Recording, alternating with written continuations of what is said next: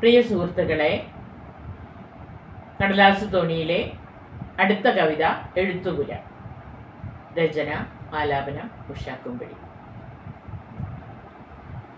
ആകാശത്തു നിന്നും മണ്ണിലേക്കിറങ്ങി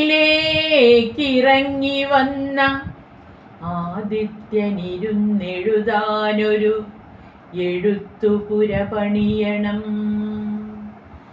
ആകാശത്തു നിന്നും മനസ്സിലേക്കിറങ്ങി വന്ന ആദിത്യനിരുന്നെഴുതാനൊരു എഴുത്തുപുര പണിയണം. ആറുകാലോലപ്പുര, വെറും ആറുകാലോലപ്പുര. ആരും കൊതിക്കുമെഴുത്തുപുര, ആത്മാവിൽ കെടാതെ നിൽക്കുന്ന അഴകോലും നെയ്ത്തിരി വെട്ടത്തിൽ അഴലു പുതച്ചിരുന്നെഴുതണമവന്. ഉടലുരുക്കിയുണ്ടാക്കിയ നാരായം കൊണ്ട് ഉപമ രചിക്കണം ജീവിതത്തിന്.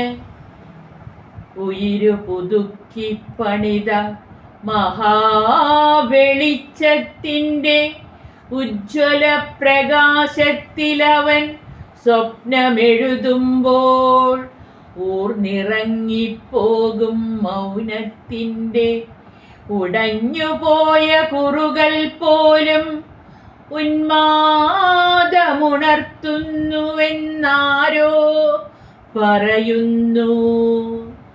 സമാധാനത്തിനായി ഉറക്കം കളഞ്ഞവർക്കുള്ള സാന്ത്വന ഗീതങ്ങളും സ്വാതന്ത്ര്യത്തിനായി ഉദിച്ചുയർന്നവർക്കുള്ള സാന്ധ്യ സിന്ദൂരങ്ങളും സൂര്യകാന്തി പൂക്കളുടെ വെളിച്ചത്തെ കുടിച്ചു തീർത്ത സായന്തനങ്ങളും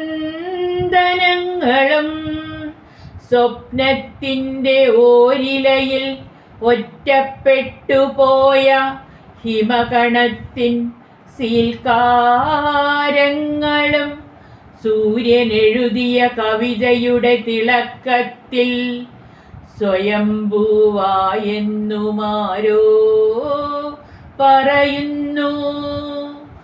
എഴുത്തുപുരയിൽ തിളങ്ങി നിന്ന അക്ഷരജാലം തൊഴുകയ്യാൽ പറയുന്നൊരേ സ്വരത്തിൽ എഴുതണമിനിയും അനേകകാലം കവിത വഴിയുമീ ഗാനാർച്ചനകൾക്കവേ.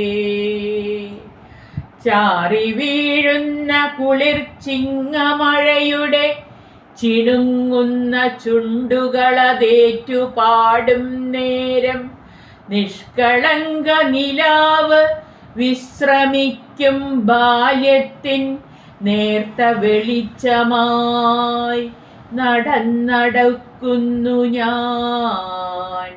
നിറങ്ങളിൽ നിറഞ്ഞ് ഓർമ്മയുടെ കൈവരിയിൽ പിടിച്ച് നടന്ന വഴിയെല്ലാം തിരിച്ചു നടക്കുന്നു ഞാൻ. നിഴൽ പൊഴിച്ച മനസ്സിലൊരു നിറപൂവട്ടിയുമായി നിന്നെഴുത്തുപുരയിലേറാൻ കാത്തിരിക്കുന്നു ഞാൻ. മുഴുവനായി മുഖം മിനുക്കാത്ത സൂര്യകവിതകളുടെ ആഴങ്ങളിലലിയാൻ കൊതിച്ചിരിക്കുന്നു ഞാൻ. നന്ദി.